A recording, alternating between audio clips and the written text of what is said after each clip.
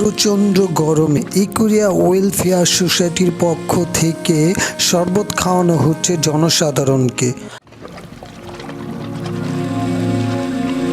আর আমাদের সবার প্রিয় আমজাদ ভাইকেও এখানে অংশগ্রহণ করে কাজ করতে দেখা যাচ্ছে। তারপরে এই যে কি অবস্থা, ভালো আছো? এখানে কি দেওয়া হচ্ছে? এখানে ইকুরিয়া ওয়েলফেয়ার সোসাইটির পক্ষ থেকে সবার মাঝে আমি কি এক গ্লাস শরবত পেতে পারি? তাহলে তাহলে একটু কষ্ট করে দেন।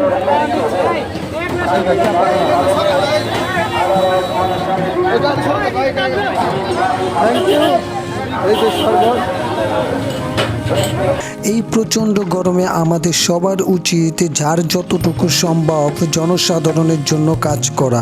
এটা হতে পারে ঠান্ডা শরবত, লেবুর শরবত, পানির বোতল, ছাতা ইত্যাদি।